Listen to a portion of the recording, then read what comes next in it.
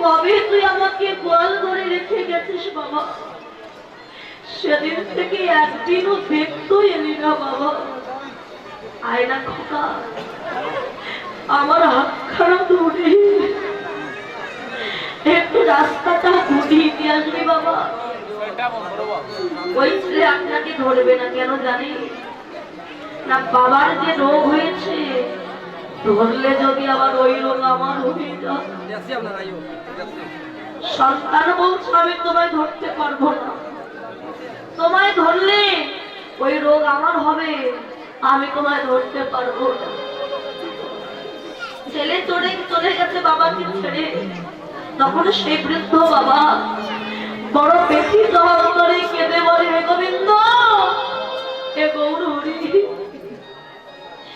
এই সুন্দর মানব জন্ম পেয়েছিলাম তোমাকে ডাকবো বলে, ভজন করবো বলে, কিন্তু মায়ের সংসারে স্ত্রী পুত্র পেয়ে আমি যে তোমার চরণের কথা ভুলে গেছি।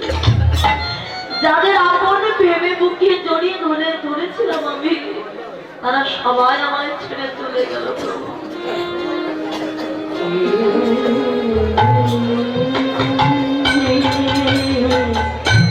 আজ বৃদ্ধ অবস্থায় দেখলাম কেউ তো কারণ নয়। প্রভু, এ জন্মে তো হলো না তোমার সাধন ভালো, তাই পরবর্তী জন্ম বলে যদি কিছু থাকে, যদি আবার আমি ধরার মাঝে আসি, আমায় কোথায় জন্ম দেবে জানো? ওগো দয়া, আমায় যদি পাঠাও দয়া,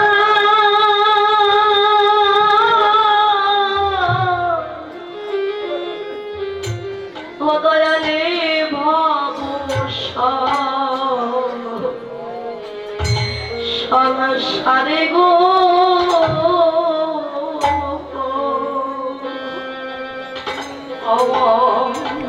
যদি পাঠাও দয়া,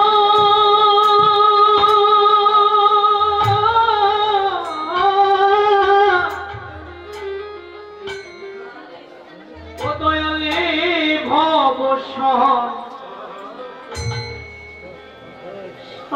গো,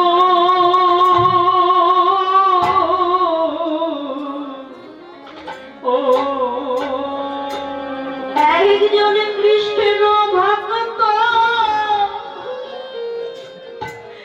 ওরে মায়ের গর্ভে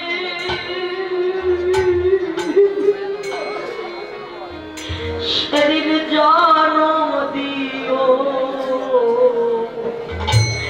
মরে গো, একজন কৃষ্ণ ভক্ত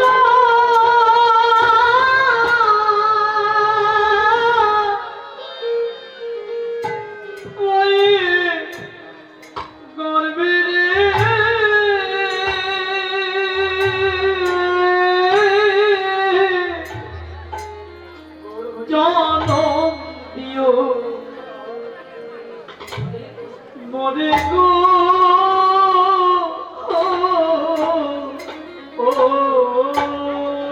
সেদিন আমি গর্ভে বসে না শ্রবণ করি, হরি হরি গৌর হরি হরি বসে না,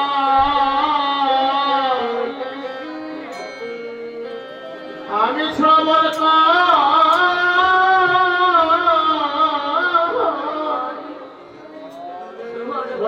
করিব তোমার মধুমাখা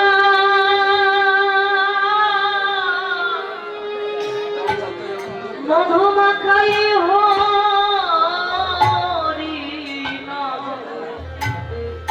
আমি গর্ভে বসে না শ্রবণ করিব আমার মধুমাখা,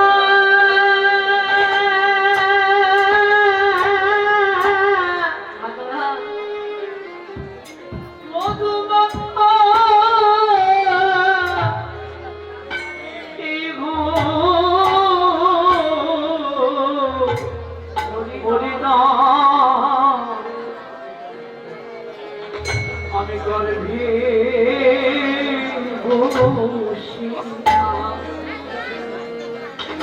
আমি প্রমাণ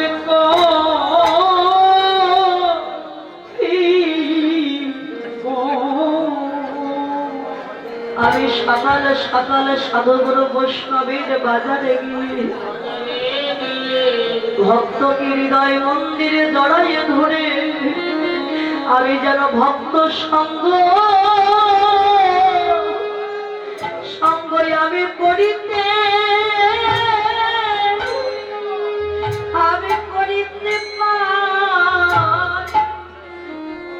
আমি যেন ভক্ত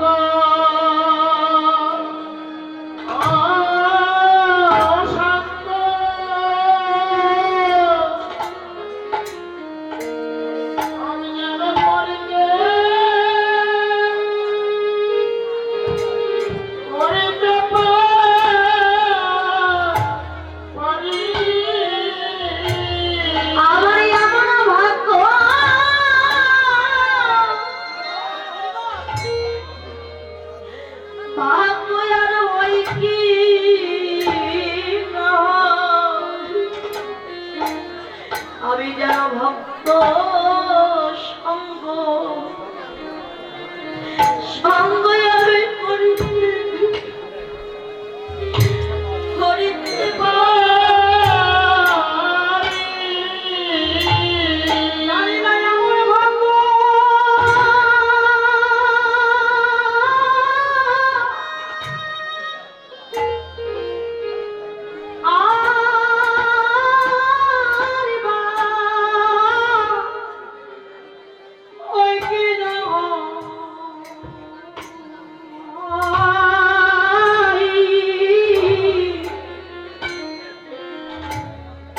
আমি যেন ভক্ত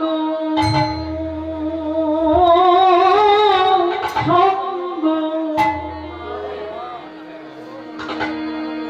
আমি করিতে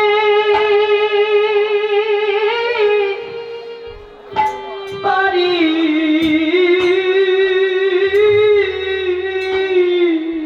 আমার যে দিনে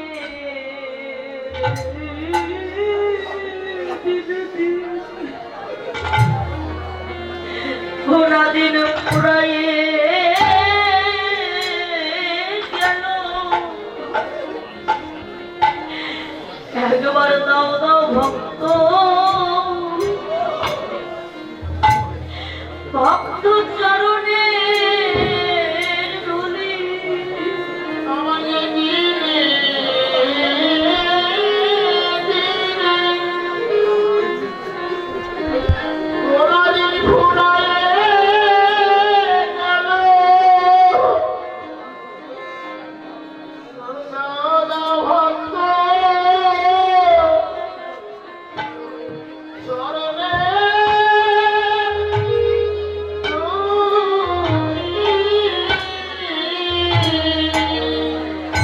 আমার যে কৃষ্ণ গলা পাখি পাখি আমার উড়ে যাবে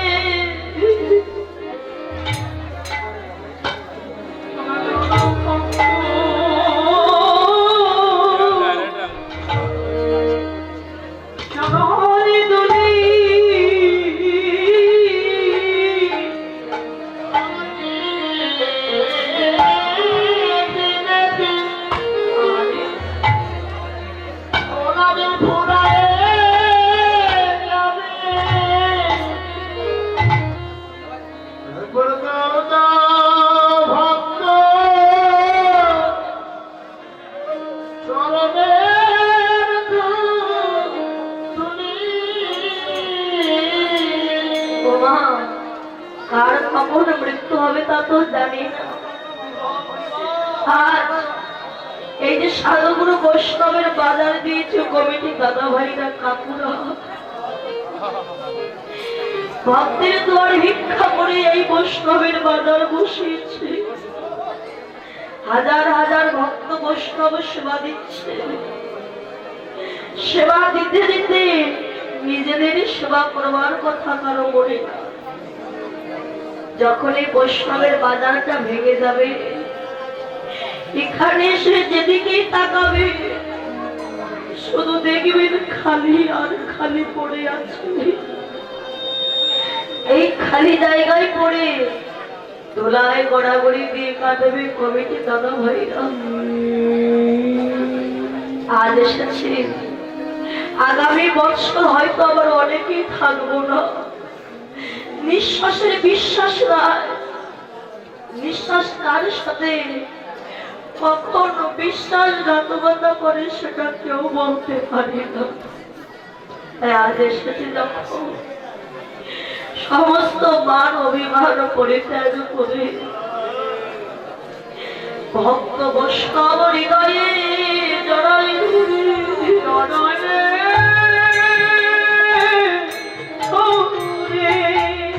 এমন দিন আর হয় কি না হয়, তাই শেষবারের মতো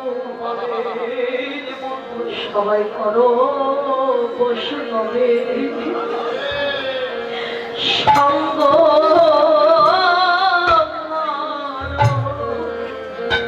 সবাই করো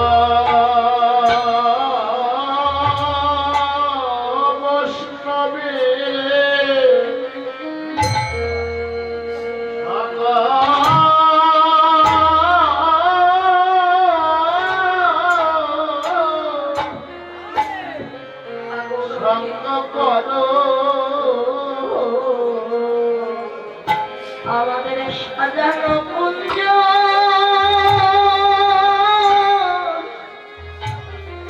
কুঞ্জ দেখো ভেঙে যাবে, সবাই মাখো ভক্তে চরণ ধুলি মাখো। আমাদের সাজানো কুঞ্জ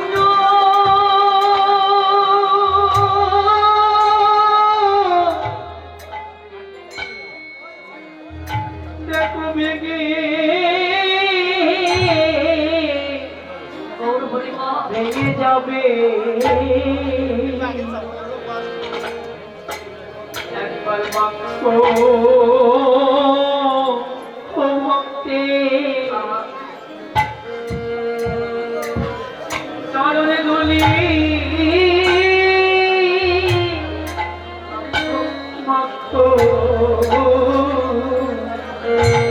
আজ আপনারা ভক্ত বৈষ্ণব এসেছে, আশীর্বাদ করবেন আমার দাদা ভাই দিকে।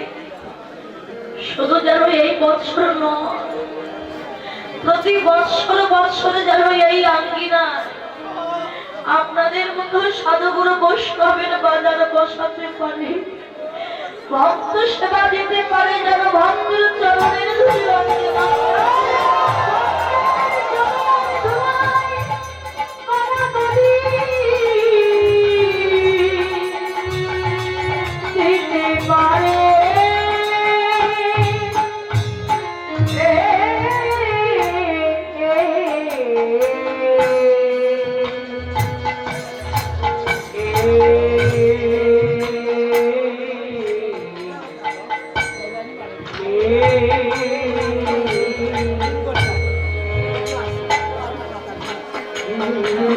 অল্প ভাগ্যে না হয় তিনি বৈষ্ণবের আগমন।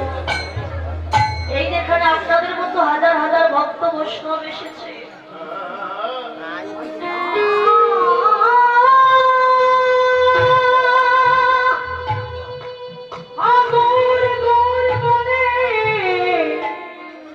দুটি নয়ন জলে গলার ভাষায় কাঁদে, আগর বাড়ি হরি একবার কৃপা করো ওহে দয়া।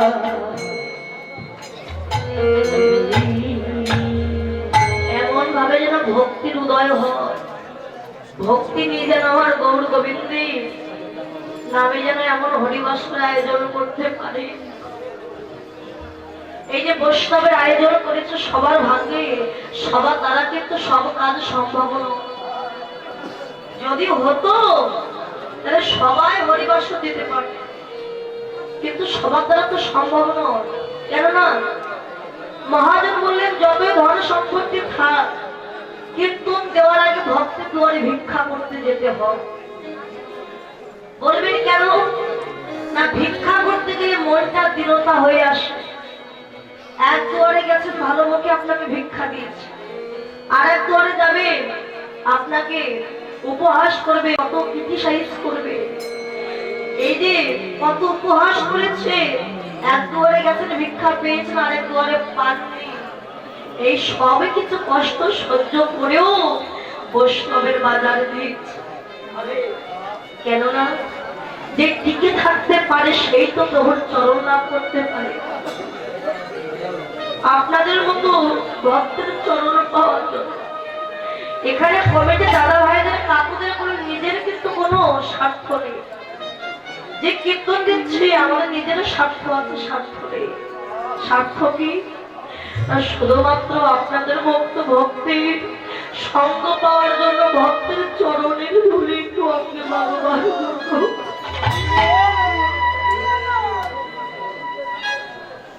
ভক্তের কৃপা পাওয়ার জন্য। সাধু সঙ্গ, সাধু সঙ্গ সর্বশাস্ত্রে কয়, লওয়া মাত্র সাধু সঙ্গ কৃষ্ণ প্রেমের উদয় হয়।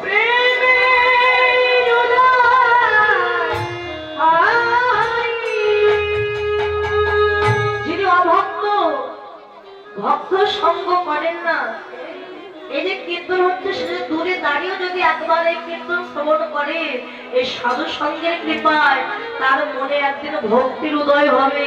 আর ভক্তির উদয় হলে সেও কিন্তু ভক্তের চরণ ধুলায় পড়ে গড়াগড়ি দিচ্ছে।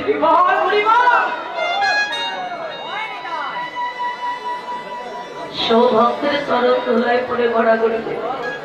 তাই আজকে অদ্বৈত আচার্য কাজ ছাড় বলছে, প্রভু তোমাকে ভজবো বলে জগতে এসেছি, আর ভজন করবার কথা ভুলে গেছি। প্রভু তোমার চরণ পেয়েছে, চরণ ছাড়া আমায় করো না দয়াময়।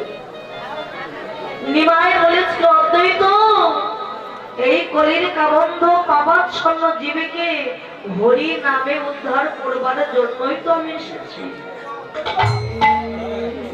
মহাপ্রভু হরি নামে উদ্ধার করেছিল কাকে? এই যে চাপাল গোপাল, চাঁদ কাজী। আপনারা যারা নবদ্বীপে গেছেন তারা চাঁদ কাজীর কথা শুনেছেন সবাই। মলয় চাঁদ কাজী সে জাতিতে ছিলেন মুসলমান। মলয় চাঁদ কাজী জাতিতে মুসলমান ছিলেন।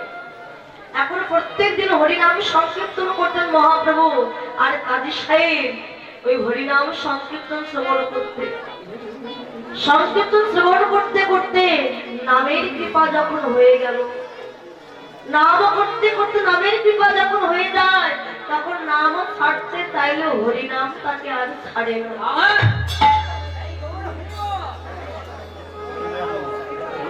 মলয় চাঁদ কাজে ঘরে থাকতে পারে, যখন হরিনাম শ্রবণ করে পাগলের মতো ছুটে যায় হরিনাম শোনার জন্য।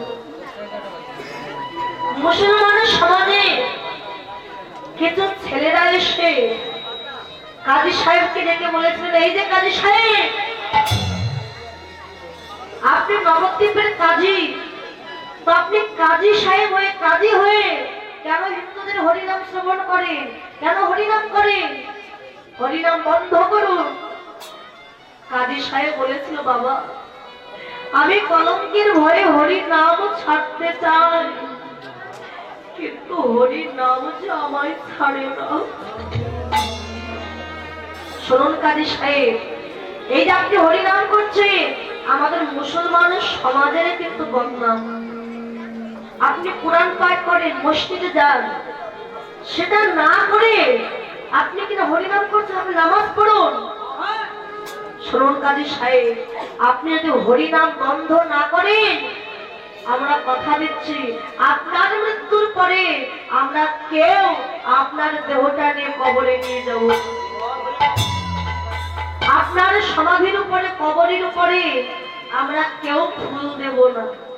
মৃত্যুর পরে আপনার দেহটা শিয়াল কুকুরে ছিঁড়ে খাবে, কেউ নিয়ে যাব না আপনার দেহ কবরে। এই কথা শুনে কাজী সাহেব ছুটে এসে আবার গৌর হরির চরণে আছাড় খেয়ে পড়েছিল। প্রভু, হরিনাম করা কি অপরাধ? আমি হরিনাম করি বলে আমাদের সমাজের ছেলে মেয়ে আমাকে বলেছে আমার মৃত্যুর পরে তারা কেউ আমার দেহটা নিয়ে কবরে নিয়ে যাবে, আমার দেহ নিয়ে তারা কেউ কবর দেবে না, কেউ ওই কবরের উপরে পুতুল দেবে না, আমার দেহটি নাকি শিয়াল কুকুরে ছিঁড়ে খাবে। তবে কি আমি উদ্ধার পাবো না? গৌরহরি গৌরহরি বলেছিলেন কাজী সাহেব, তুমি কি জানো না